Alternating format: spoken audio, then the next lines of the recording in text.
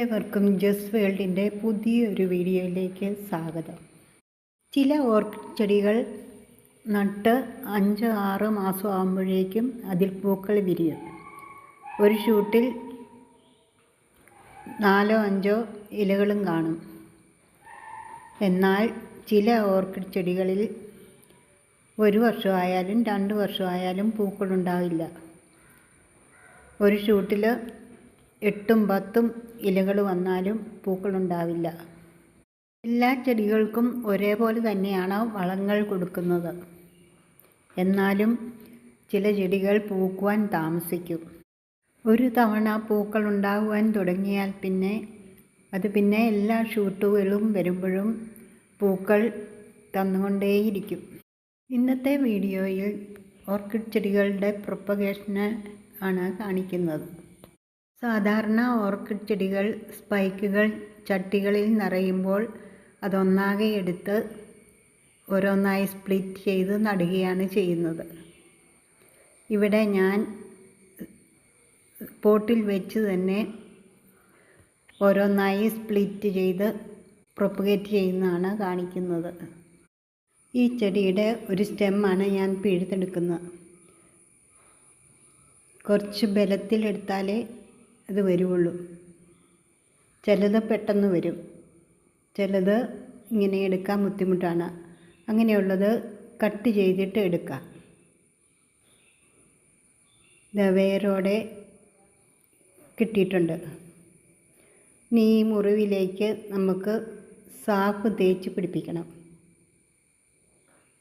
രണ്ടിൻ്റെ മുറിവിലേക്കും മദർ പ്ലാന്റിലെ മുറിവിലേക്കും മറ്റേ പൊട്ടിച്ചെടുത്ത സ്റ്റെമ്മിൻ്റെ ചുവട്ടിലേക്കും നന്നായി സാഫ് തേച്ച് വെക്കണം. ചീയലൊന്നും ഉണ്ടാകാതിരിക്കാൻ വേണ്ടിയാണ്. പിഴുതെടുത്ത സ്റ്റെമ്മിൽ വേരുകളൊക്കെ ചീത്തയായി പോയതുണ്ടെങ്കിൽ അതൊക്കെ കട്ട് ചെയ്ത് മാറ്റണം.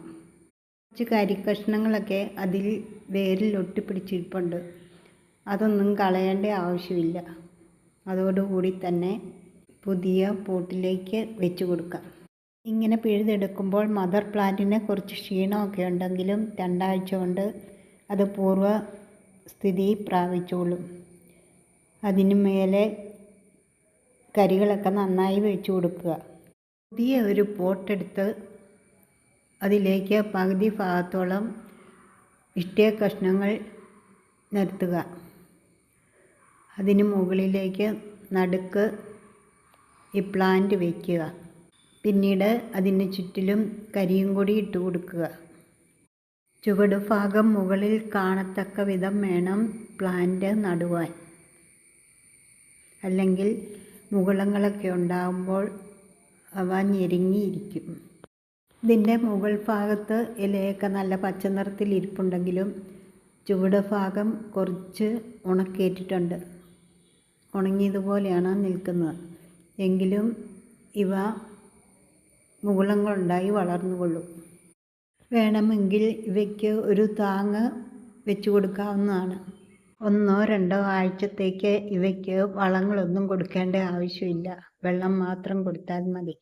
ഇങ്ങനെ ചെറിയ തണ്ടുകൾ നട്ടുവെച്ചാൽ പോലും പുതിയ മുകുളങ്ങൾ ഉണ്ടാവും. ഇത് ഞാൻ നേരത്തെ നട്ടുവെച്ചിരുന്നതാണ്. ഇപ്പോൾ പുതിയ മുകുളങ്ങൾ വന്നു തുടങ്ങി. ഇതേപോലെ ഇലകളൊക്കെ പോയി നിൽക്കുന്ന തണ്ടുകൾ പിഴുതെടുക്കാതെ മുറിച്ചെടുത്തും നട്ടുവയ്ക്കാവുന്നതാണ്. മുറിച്ചെടുത്ത് കഴിയുമ്പോൾ മുറിവായുടെ 2 വശത്തും സാഫ് തേച്ച് പിടിപ്പിക്കേണ്ടതാണ്.